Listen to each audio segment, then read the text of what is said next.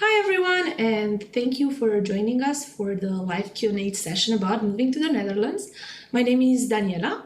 I am a master's student at the Faculty of Aerospace Engineering. I've been here for almost 3 years, so quite some time. I have a lot of tips and tricks to give you guys. With us is also Lakshana and also Alexandra, who is gonna be moderating the chat and responding to your questions with useful links and resources and everything else that you might need. And I'm also gonna let Lakshana present herself, of course. Yeah. Hi guys, so this is Lakshana. I'm a master's student too, doing my master's in electrical engineering. I moved here last August from India, so I think I'll be able to give you a perspective of non-EU students and help you with settling down in Netherlands. It's perfect. I also forgot to say I'm from Romania, not very important, but we wanted to have a student from the EU and one non-EU, so we can give you full information about the applying processes for different things, and you can see basically both sides of the story in that case. So I think we can just go ahead and get started with everything. Yes. So we prepared a presentation for you guys. So you have all of the information here, and also this live is going to be saved on our YouTube channel. So if you can't really watch it all, or you can stay for the entire time, that's totally fine. You can just watch it at your own convenience later. So we're just gonna start with a couple of details. And these are the contents of the session. Do you want to tell them what we're going to talk about? Yeah, so we'll be covering what to bring and what not to bring, because we have an allowance of the baggage, and so you also make sure that you do not miss out on important things. And we also have to give you an overview of how the weather here is and what local transports that you can use and how to reach places around you and where to find what things, the basic groceries and everyday day-to-day items, and so how you can navigate to it and where you can find what services and all of that. So I think that will help you get a kickstart package to the entire moving to Netherlands and settling down here. Yeah, it's surely an experience, so we're glad to be here and support you along the process. You can also message us on our Instagram or send us an email at IPSpring2026 at TU Delft.nl. So we're always here to answer your questions, and today we start, right? So we can just go ahead and start with what to bring and what not to bring when moving to the Netherlands. So first of all, the things that you should bring, of course, your documentation. You're gonna need your passport. Ideally, you should also have your birth certificate with you, so you're covered, your personal ID. So all of these documents that, of course, are necessary, first of all, to move here. So I'm not even sure that you're allowed on a plane without them. So definitely have those on hand. You're gonna need them.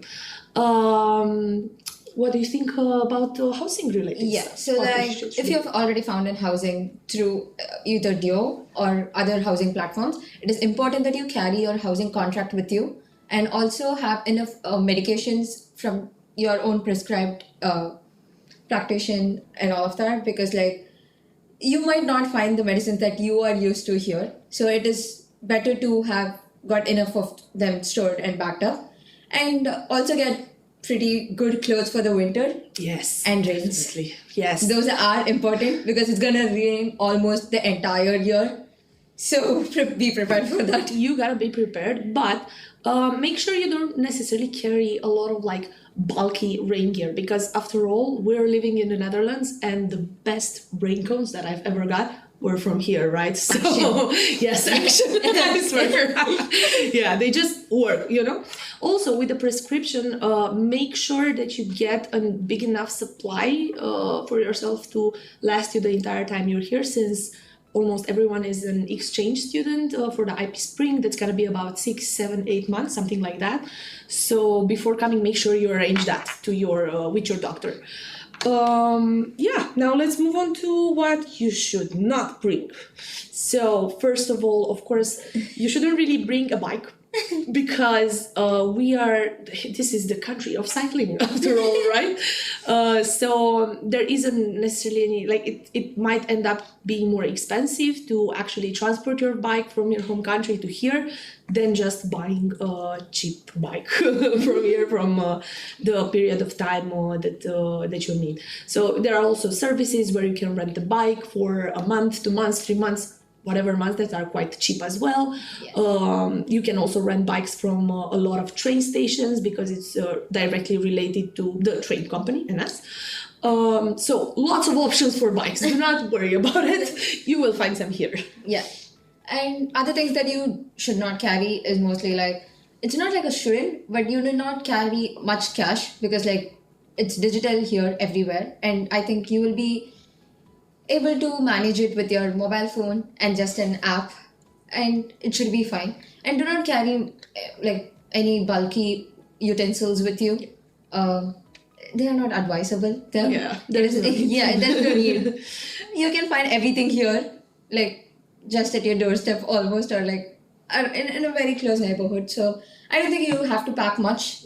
Just your documents and some good winter clothes and you're good to go. Exactly. So just but also make sure that you also get some summer clothes, because they are going to be here also for just that nice start of the summer in the 2 weeks. Those 2 weeks. You gotta be prepared for them. You gotta have some like little shorts and skirts and stuff like that, because I personally really love the Netherlands during the summer. It's just it's such a nice time just lounging in the sun when it's in the sky, which is rare, but you know, I'm waiting to experience it soon.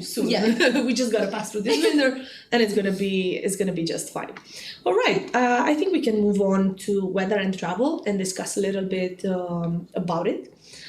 So, as we mentioned before, the weather is not the friendliest in terms of precipitation. So it's raining a lot of the time of the year, and just hard in general. I've been caught in some crazy rains, just getting completely soaked in 5 minutes of cycling. So that's why you always gotta be prepared, as we said, with some rain gear, maybe some nice waterproof boots, so you don't sit in your wet shoes and socks all day. No one likes that. But yeah, what are your experiences with the weather here? With that, it's been pretty bad. But like the wind when it rains is a bad combination, because like it doesn't help you cycle very easily through it. And even if you don't want to invest in a waterproof boots or shoes, which is actually, I would say, is a steal deal, but you can always get a waterproof spray also. It works amazingly well. And otherwise, have enough jackets, rainproof clothes and gloves that helps you drive through the weather, because like biking in the rain and the wind is difficult. Yes. You're going to navigate in a way the wind navigates you. Not the way you cycle. So exactly. And there's this unwritten rule as well, that no matter where you go, the wind is always going to be front facing. And you're going to see all of those people going in the other direction, just flying through it, having the time of their lives. We're going to be there struggling. It's just the law. You cannot change it. You know? It's just what happens. I agree. What about trousers? Asks Francesco. Well, there are a lot of like waterproof pants that are sold here. I actually recommend you buy a pair. You can find them quite cheap at certain places like Action, and I think it's a good investment for your time in the Netherlands. Like they're also pretty packable. They're not very heavy, so you can just throw them in the back of your bag. Don't think about them. Just have them on hand every time, basically. Yeah, you can also get the poncho raincoats. They are also extremely useful. Yeah, there are also this type of raincoats that I have never seen before moving to the Netherlands, which you can actually stick to the handles of your bike. So you are completely covered when you're cycling in the rain and wind. So I think that's also a good deal. There are a lot of options. That you can when it comes to rain and raining clothes. Yes, they are the best in this, right? Because it rains all the time. So it just makes sense after all. And about travel, let's discuss about how you can reach places. In the Netherlands, it's really nice because everything is very integrated. So you can basically either have a personal of a chip card, an anonymous one. The personal one is the one on the top, while the anonymous one is the one on the bottom. But also you can pay in any type of public transport just with your card.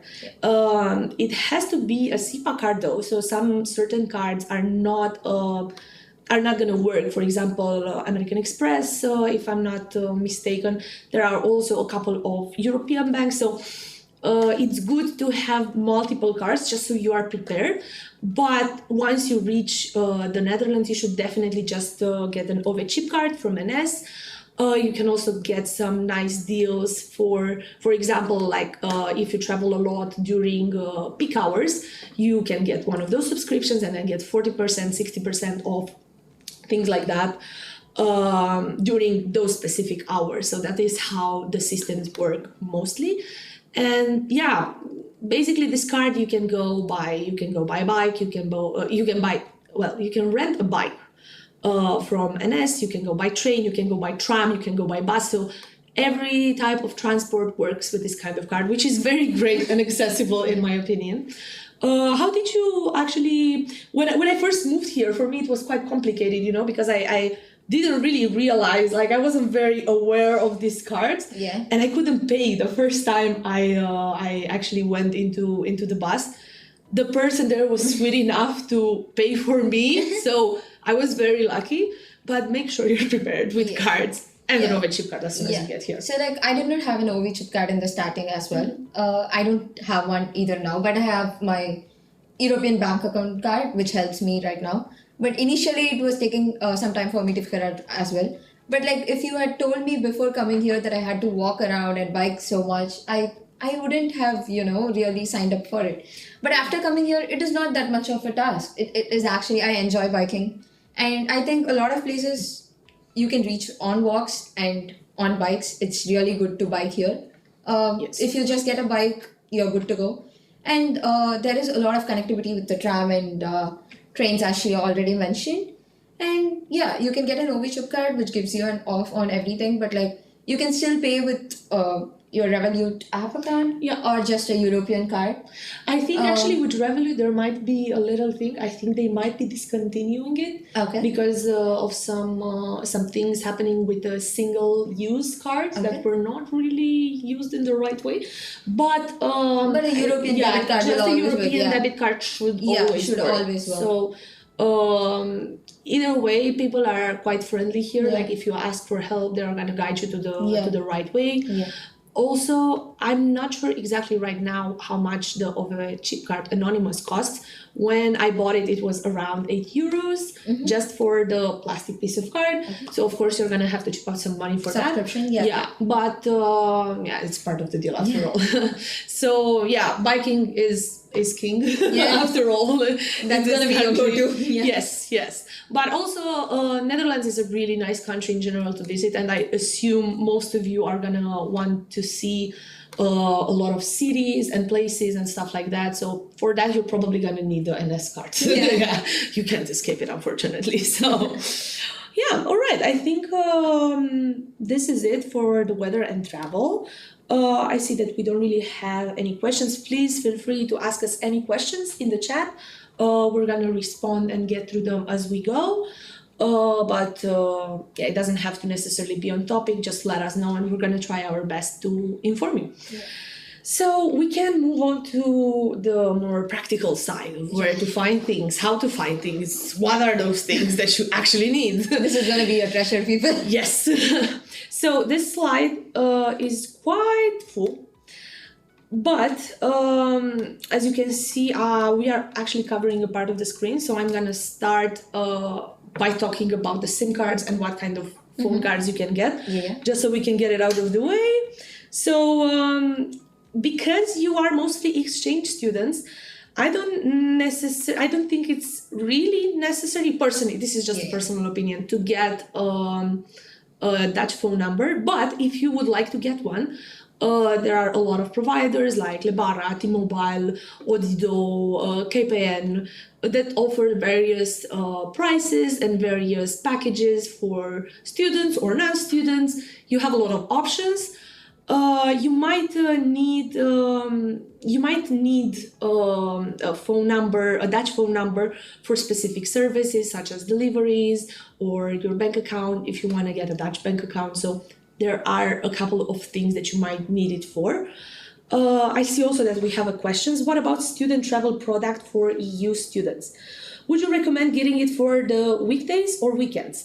So I would say personally, it really depends on where you actually find an accommodation. Yeah. Because if you find an accommodation outside of Delft, then I think like the best option for your buck would be to get it for the weekdays. So you basically have all of your transport covered while you go to the university, because it's like those money add up quite quick and you're gonna travel a lot to the university to meet with your new friends, to hang out during the city, yeah, that's what I recommend. But if you live in Delft, then you're probably going to use your bike mostly to just get to places and meet with people and go to your courses.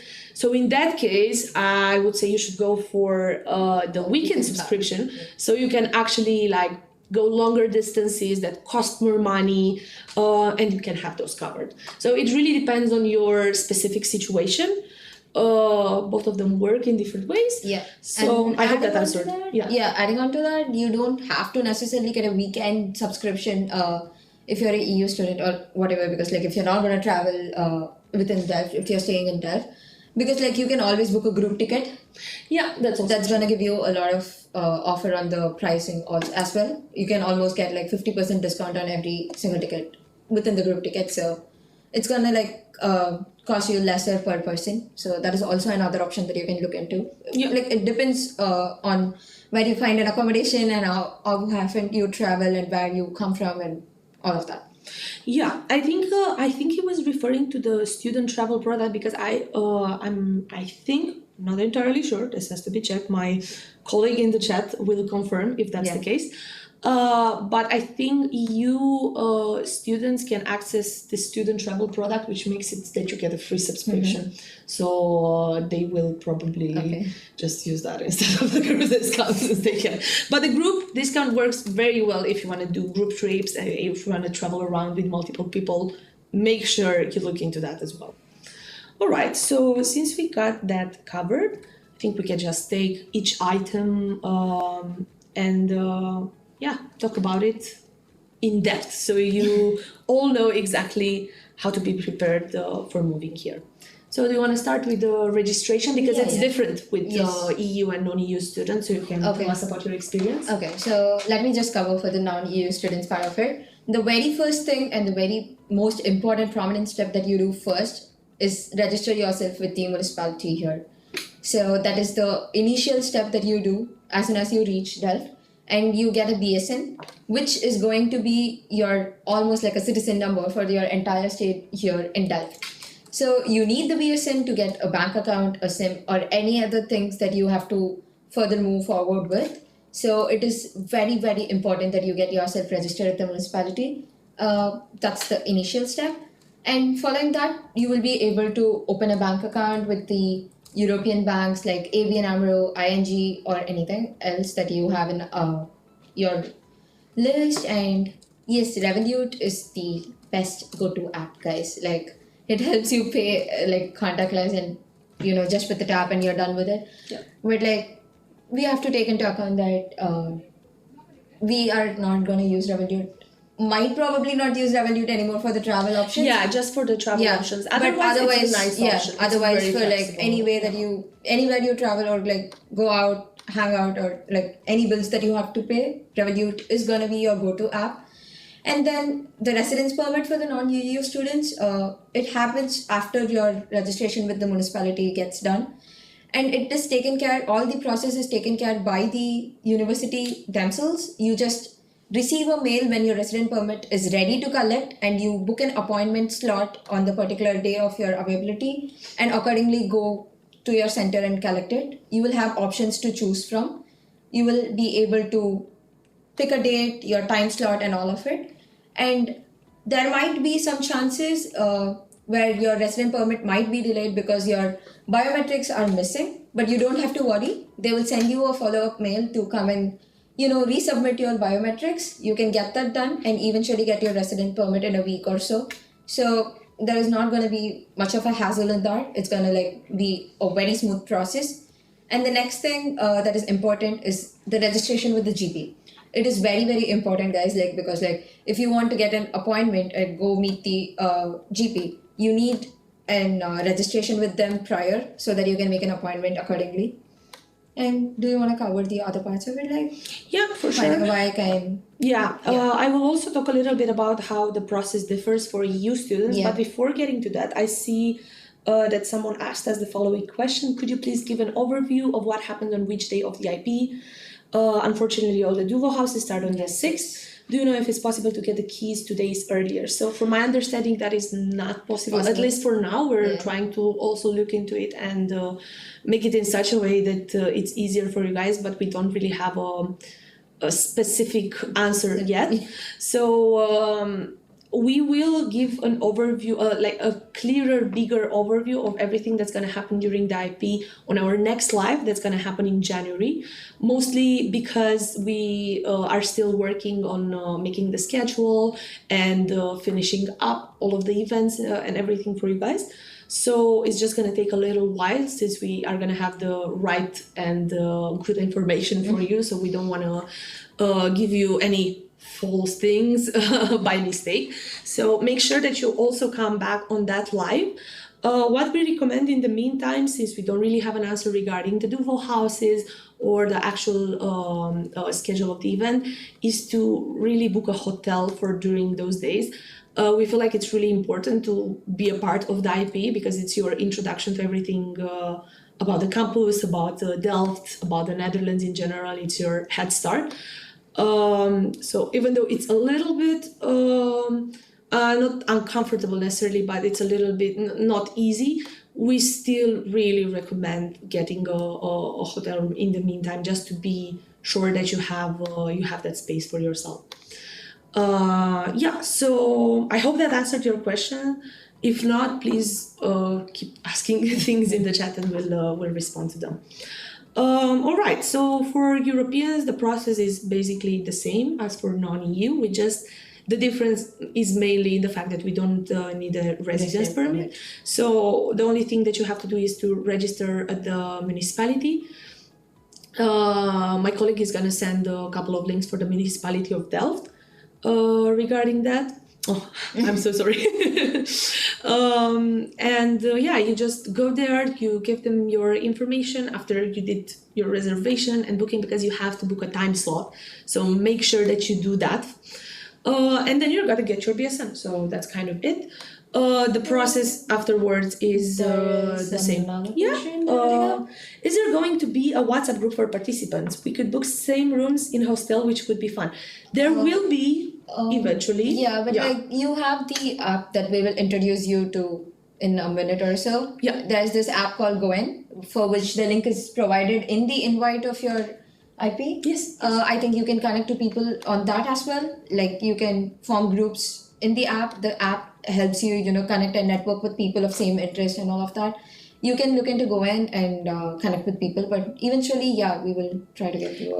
As well, once the registration is closed, we're gonna make the group. So you're gonna be basically put in a group with your coach that is gonna guide you throughout these days. And there you're gonna meet your teammates basically for the days. But we're not gonna have a big group with all of the participants. So Goen is really gonna help you there. Yeah, really the best way to go to meet people beforehand. So you're able to find a group hostel accommodation. That's actually a very nice and cute idea. For the bank accounts. There isn't really any difference with the non-EU. Once you get your BSN, the process is kind of the same. And you just apply through the website, and they're gonna send you some information, some questions, some things that you have to verify, and afterwards they'll probably send you the card via post. That's how it happened for me for the ING. And the registration for the GP is the same thing. Very important to do. Please don't forget. Don't be like me. I am very bad at anything bureaucratic. And it took me a very long time to actually get a GP. And I got myself into the situation where me and my partner was in the same situation as me. He didn't have a GP because I also didn't have one. But we got into the situation where he actually had a medical emergency. And we just had to go straight up to the hospital. They saw that we didn't have a GP. It was a little more complicated. So it's good to have it. It's very recommended to do it in advance. Make sure that you have your GP. So if anything happens, you're covered on that side. Oh, it also asks for your insurance company before you make an appointment with the registration at the GP. So ensure that your insurance is also intact. So the website asks you for your insurance there, so you have to give it its policy number. Exactly. I see here 2 questions. So Francesco asks us, for registration in municipality, will you send a PDF or something similar? I'm not sure exactly what you're referring to. I think he might maybe refer to the fact that you have to submit a PDF to the municipality, but I'm gonna let him confirm that.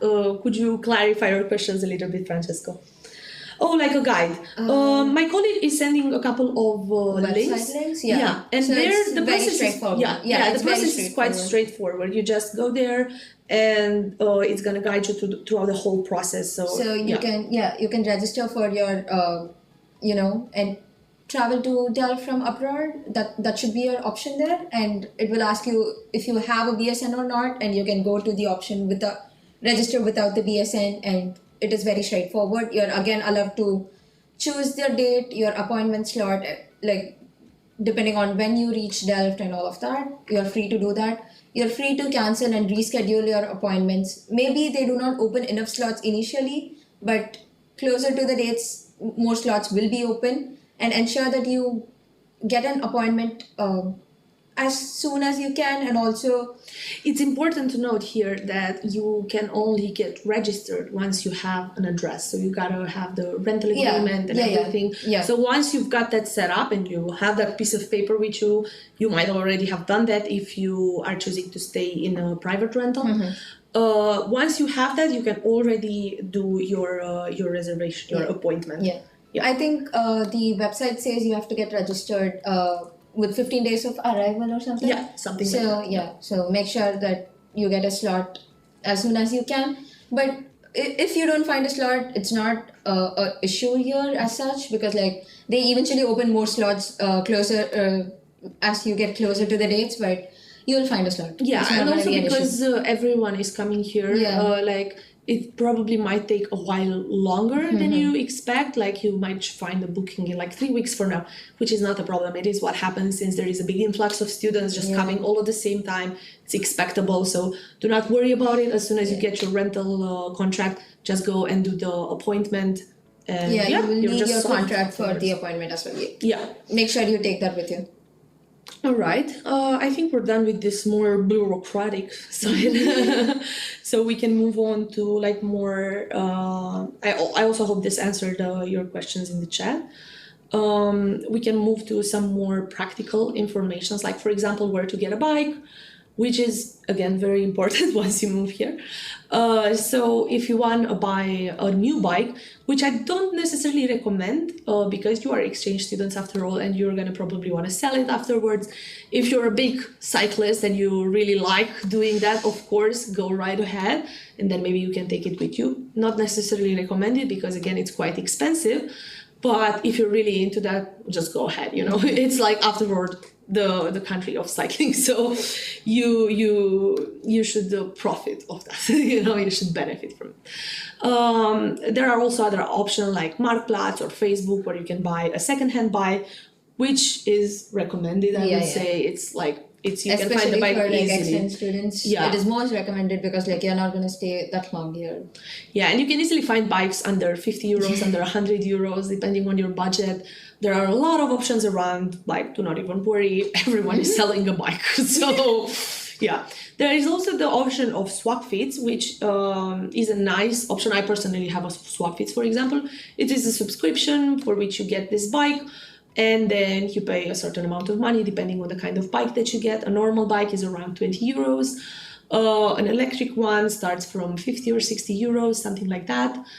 So yeah, you have lots of options, and you also have the fact that like if it ever breaks, or if there's something wrong with it, or if you just don't like the color, don't tell anyone. But I didn't like the color and I changed my bike because of that. So you can do that.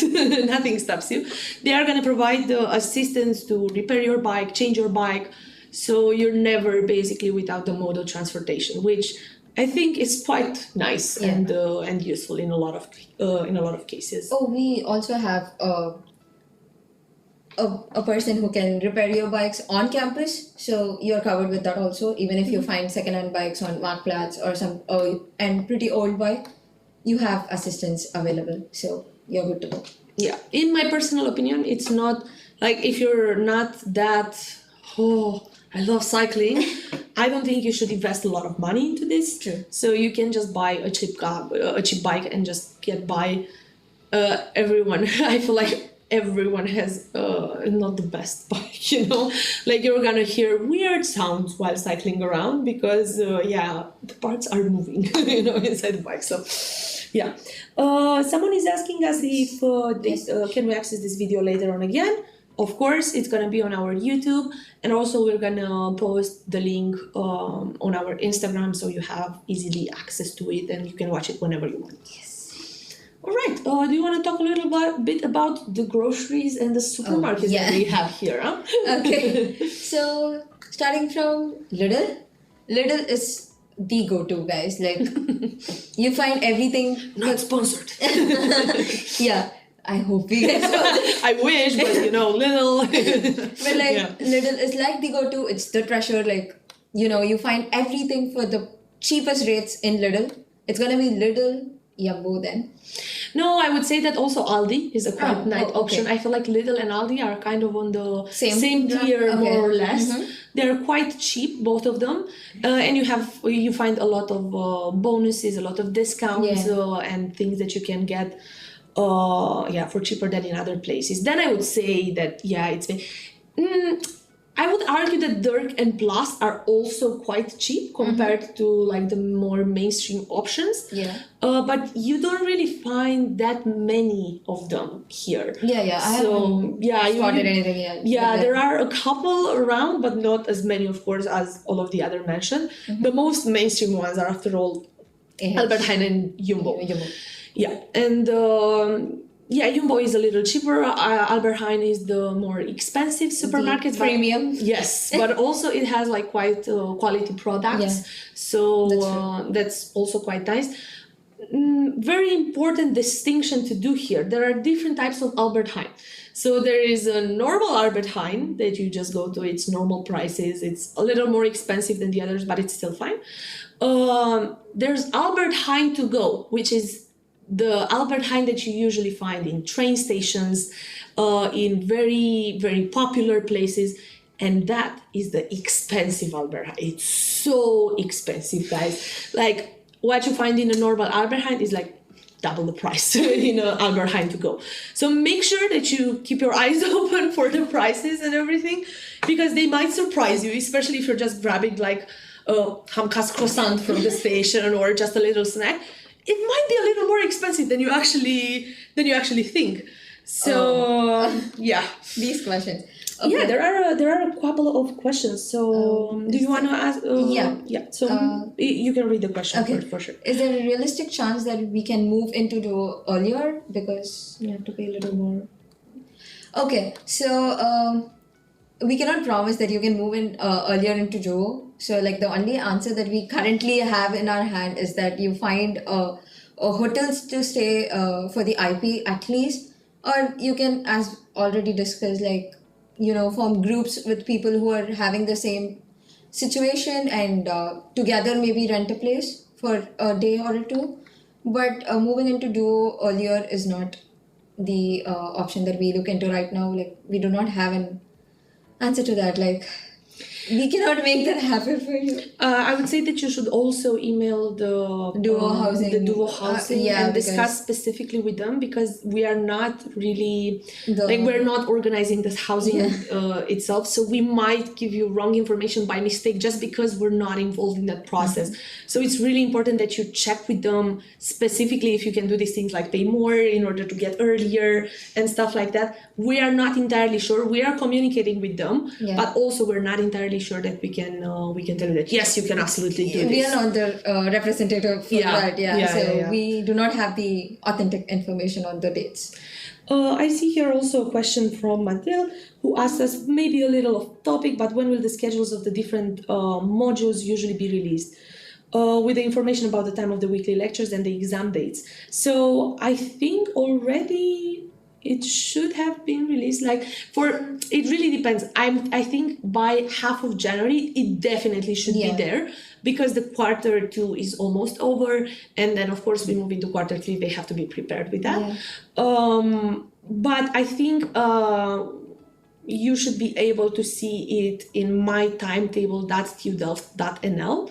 And they also have some icons there that tell you that okay, this is definitive, it is set up, or if it's still processing, if it's the final time there. So if we have some time at the end, I will do a live demonstration where I show you exactly how that looks like and how you can check up when you're gonna have your specific lectures. And then also ask us, how often do bikes get stolen? What do you think, Lakshana? Every second you close your eyes. You gotta be very careful. Yeah, so as long as you keep it in a student parking, within the campus it's really safe. Not a lot of bikes get stolen here. But in private parkings and in public parkings, especially in front of a station or in front of a supermarket, there are high chances of your bikes getting stolen. Just important that you lock it safely and tie it to a pole which is kept at the parking space, or with your friend's bicycle or something, so that you do not lose your cycle. But you have to put some little efforts to taking care of your bikes. Definitely. And I think there are chances that they might steal the bike from you and come and sell it back to you again for a cheaper price. All that is bound to happen. Just be careful with it. Yeah, you gotta be really careful. It is recommended to have at least 2 locks on your bike at all times. So you have one of those ring locks that close over your wheel. The wheel bikes, and then you have something that you can use it to tie it to something. It's important you have both. Ideally, if you have a more expensive bike, even more, just so you're on the safe side, because they get stolen quite a lot. I know situations, I have colleagues that had that happen to them, and also Alexandra here as well had that happen in the chat. I know people as well, usually at the Delft campus train station, because if I'm not mistaken, there are not really a lot of cameras in the bike parking there. So a lot of bikes get stolen from there overnight, because you just leave it there, you go to wherever your accommodation is out of Delft, and then you come back the next day and then the bike is not there. It's missing. So be careful where you leave your bike. If you leave it overnight, make sure you triple check it, lock it. Have it locked to a pole or another bike, something physical that's not going to move from there. Just make sure you're safe all the time. I think for the shops and stuff, these grocery stores and supermarkets we talked about are mostly for food related items, but there are also 2 important stores that we feel you should know about, which is Action and Kruidvat. At Action you can find anything. Everything. And it's very cheap. You name a thing, you will find it in Action. So cleaning supplies that are actually cheap, really buy your cleaning supplies either from Action or from Kruidvat. They consistently have different discounts and things like that, and you can really save a lot of money doing that instead of just buying them normally from a grocery store or whatever. The prices are overinflated there. All the previously mentioned the rain fans and the poncho, everything you get it free. I mean, for cheaper rates in Action. you have a lot of variety and also options to choose from in Action. Yeah, you have decorations, you have like basically literally everything. Everything. Decorations, school related items, pens, painted related items, cutleries, Everything. whatever you can think about, you can find there. And name it and you find it. Yeah, and the Kruidvat is mostly, you can also find a lot of things here, but it's mostly cosmetics, cleaning supplies, so like more of these things that you buy once a couple of months. Toiletries. You can also find some nice foods as well that are at quite a good price.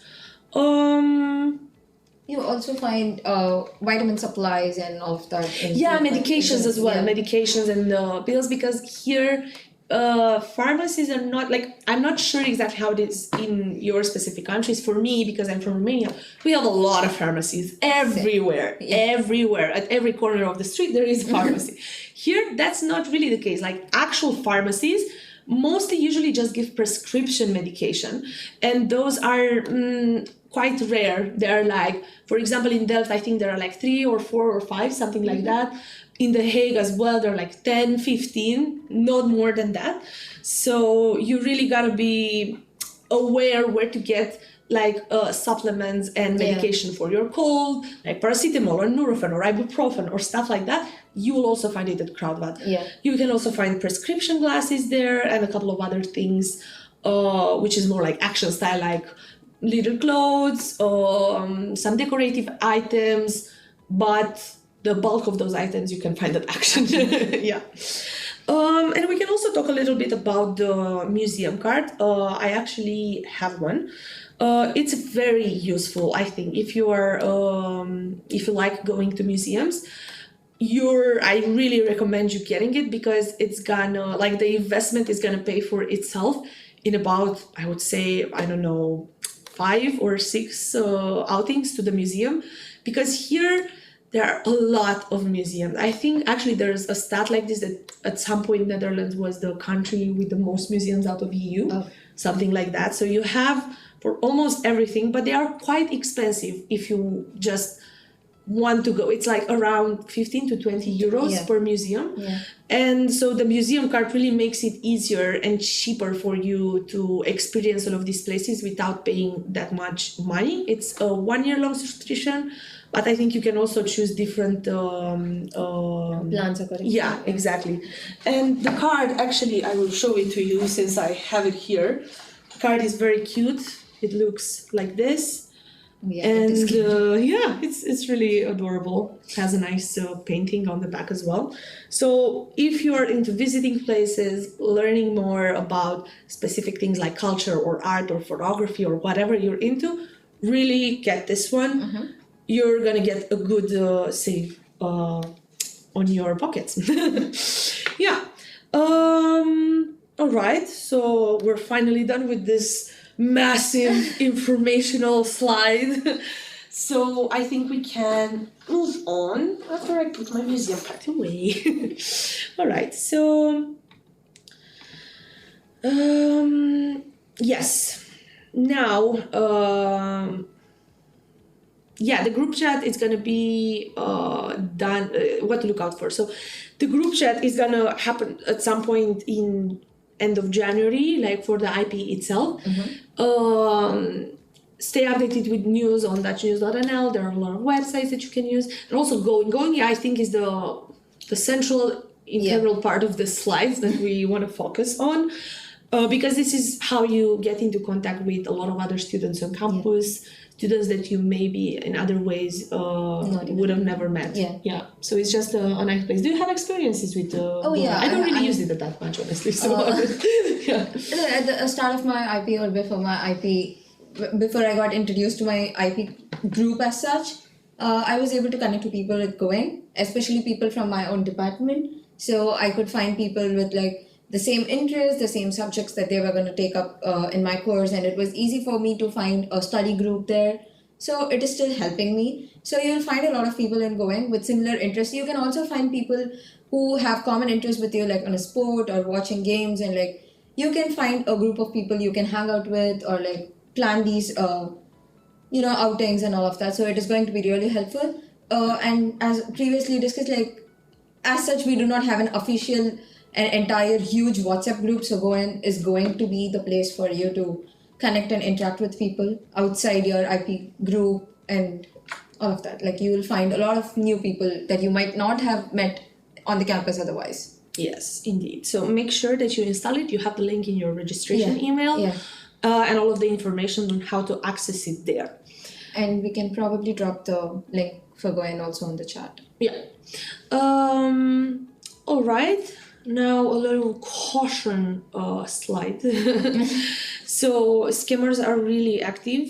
If you're looking for accommodation, like on Facebook, on Funda, on all of these rental websites, so no one is ever gonna ask you for your BSN just randomly. Yeah. Once you sign the contract, of course, you're gonna Yeah, do like that. until you sign your contract, do not pay them anything because usually any housing contract will not ask you to pay them your deposit or your rent before you sign the contract. Yeah. So there are chances, especially with scammers, that they get the money from you but not give you the contract and you end up being scammed. So just don't pay Yeah. before you sign a contract. Never pay before you sign a contract, and immediately if your rental agent or whoever you're talking to on Facebook or on all of these platforms ask you for your bank details, for money, for your personal information, that is already a big red flag, and you should stop talking to them because they are like 99% a scammer. Yeah. So don't play with these kind of things because you don't want to lose your money. Double check or triple check it before you get into the contract, and also ensure that you don't pay without the contract. Yeah. All right. So our presentation is mostly done. Oh, always carry your RP wherever you go. Oh yeah, it's actually illegal in the Netherlands to be in public without an Identity, ID. So you really have to have that identity card with you wherever you go. So you can be checked by police if it comes to that and stuff. If you're driving, you should. If you are a driver, you can also use your driver's license as a way of identifying yourself. But you should always have it, of course. And until you get your RP, you can have your country's passport, right? Yeah. That your country's identity card also helps you. So like, just have an ID card with you all the time. Yeah. It's easier to carry a driver. Like I personally don't like carrying my passport everywhere just because it's so bulky and I'm afraid of losing it. So also your ID card from your own country or your driver's permit also work. Just make sure you have something. Yeah. All right. I think this is our presentation. We're done. We are also asking you to follow our Instagram because there we post a lot of information about IP, about the schedule, the program, about TU Delft in general, information that you might want to see and hear about. So it's important that you follow us there. All right, I think we still have quite some times and we don't really have that many questions in the chat. So what I was thinking of doing is already starting to show you guys some parts of the software that we use here at the TU Delft. This is mostly part of the next live Q&A because during our next live we're going to talk about the study culture, the study spaces that you have here, and all of the software to use, different portals, as well as IP in general and what you have to know about that. But since we have some time now, we can already give you a heads up and we can show you how everything looks like here. So, 1 second, and I will open that up for you guys. All right, so right now I am in the my.tudelft.nl website, which is Osiris. This is basically like a hub where you can see kind of everything related to your study here at TU Delft. So if you go here, now you're gonna see a little bit of my personal information, but it's fine, whatever, it happens, I guess. So you can find your student card, your information and your details here in the app, as well as in the app on your phone. You can download that from the App Store or Google Play Store. you can find information about your enrollment and if you did all of your payments with StudioLink and everything related to that. You can find information about facilities, but I don't have any apparently. So, yeah. This is going to be your primary portal. Like, this is going to be your primary app where you see all your information, your course details, and what courses you have to, exams on which dates, and what grades you have you gotten enough credits to pass the course, and all of that. Exactly. So here on the left, you can see a bunch of things. So you can go look at your calendar and see exactly when you have specific courses.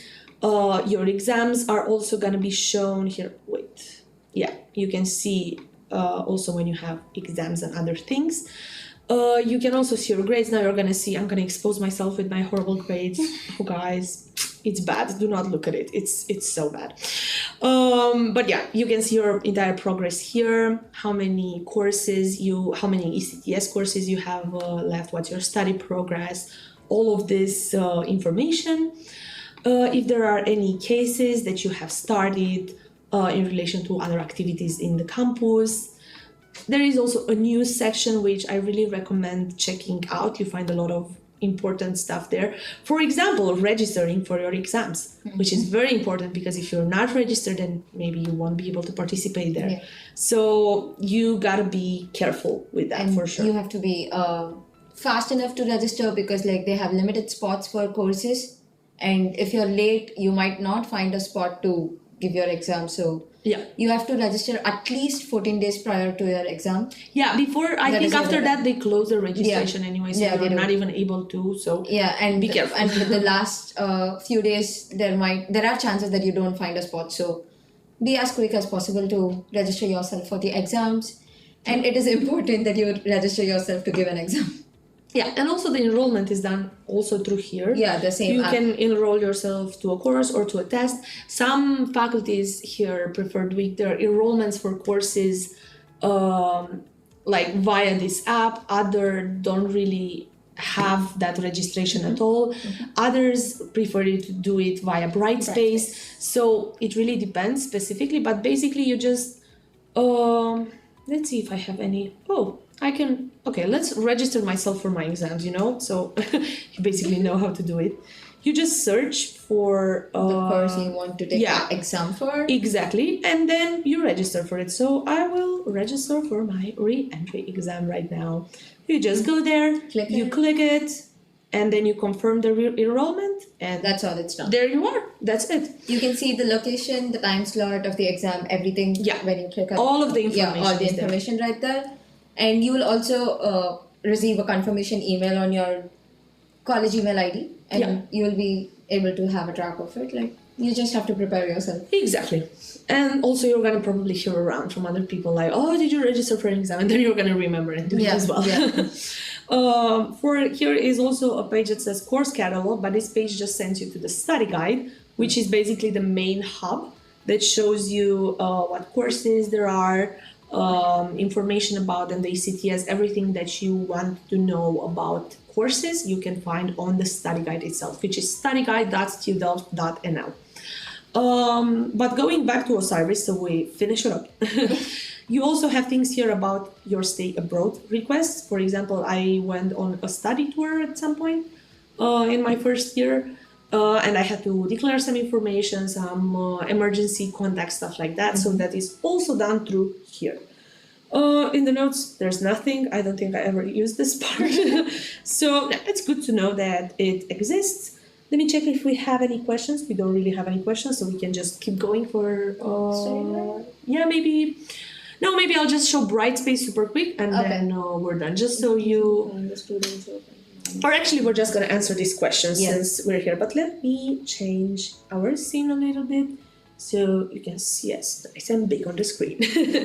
All right, so is it easy to find a student job and to manage it with the uni schedule? So I would say that it really this is a question that varies a lot for yourself and for the type of skills that you have and for the type of things that you like to do. And also the course that you have taken. Exactly. That's also an important part. So I would say if you're an exchange student that it is ideal that you just focus on your experience as a student there. If that is not possible because of different financial reasons, there are quite a couple of jobs in the campus itself. So you can either become a TA if you're more on that academic side, you like teaching, you like correcting tests, you like working with academics in general. So I would recommend you apply to that. There are also other types of jobs, like our job right now, for example, is organizing the introduction program for you guys, and is doing lives, is doing posting Instagram stories, doing graphics and stuff like that. So quite different And a lot from more what logistics. a lot more logistics as well. So quite different from what a teaching assistant would be, for example. If you're not necessarily into a job on campus, I think you can easily find a job at places like Jumbo or Albert Heijn, like at a grocery store. Delft being a pretty touristic... all of that, you need to know the Dutch language. Not for all of them. Not for all of them. There are quite a couple of places, but you have to search for them. Of course, you should learn Dutch. It's ideal if you learn the language. It's just going to make your life easier and also everyone else's. So you just deal with things in that way. But you can find, there are also, like, if you are into retail jobs or working in a restaurant as a hostess or as a barman, it might be, of course, harder to find a place like that where they don't ask you to speak Dutch. But there are quite a couple of places, specifically because Delft is a touristic town. So there is a possibility that you'll be able to find that as well. And if you don't find in Delft, The Hague and Rotterdam are quite close. It's gonna be a little harder, of course, with the commute, but this really doesn't compare. Like it's like 10 minutes, 15 minutes with the train. So I think you can easily do it if you want. So overall, there are quite a couple of jobs.